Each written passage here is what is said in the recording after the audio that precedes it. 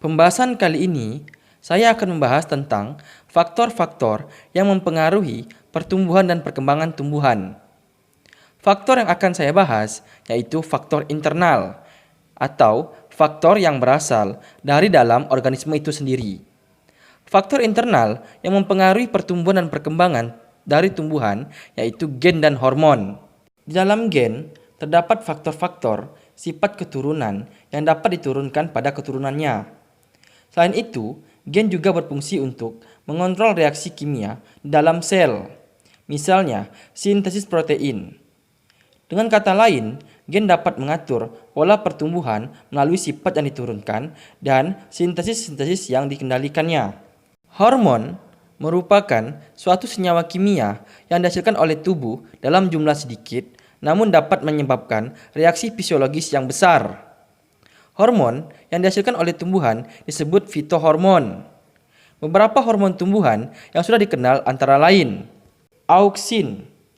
Hormon auksin yang paling dikenal adalah IAA atau indol asetik asid.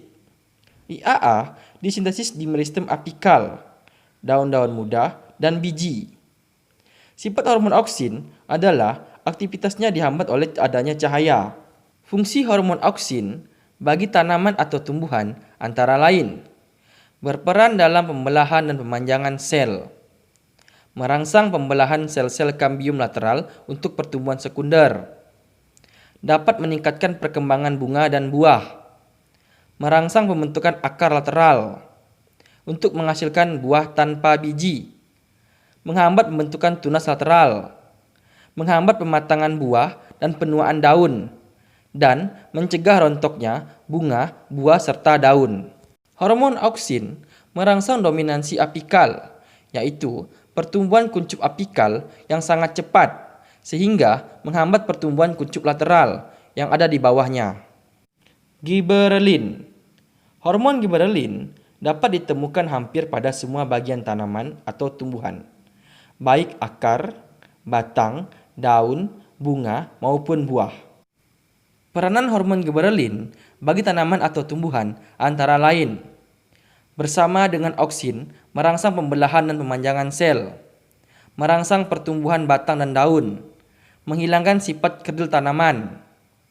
Pada konsentrasi tinggi, merangsang pertumbuhan akar, merangsang perkembangan, merangsang pembentukan bunga pada tanaman hari panjang, merangsang perkecambahan serbuk sari dan pertumbuhan buluk serbuk sari, menghambat pertumbuhan akar adventif, dan mematahkan dormansi sebagian besar jenis biji. Sitokinin. Hormon sitokinin hampir ditemukan pada semua jaringan meristem. Peran dari hormon sitokinin antara lain bersama dengan auksin dan giberelin merangsang pembelahan sel-sel tanaman, menghambat dominansi apikal oleh auksin, merangsang pertumbuhan kuncup lateral, merangsang pemanjangan titik tumbuh, mematahkan dormansi biji, serta merangsang pertumbuhan embrio, merangsang pembentukan akar cabang, dan menghambat proses penuaan daun. Masih ada lagi hormon yang mempengaruhi pertumbuhan dan perkembangan tumbuhan. Hormon-hormon tersebut akan saya bahas pada pembahasan berikutnya. Demikianlah pembahasan kita kali ini tentang faktor internal yang mempengaruhi pertumbuhan dan perkembangan dari tumbuhan, yaitu gen dan beberapa hormon tumbuhan. Tetap semangat belajar biologi dan ikuti terus pembahasan di channel Otak Berian. Sampai jumpa. Assalamualaikum warahmatullahi wabarakatuh.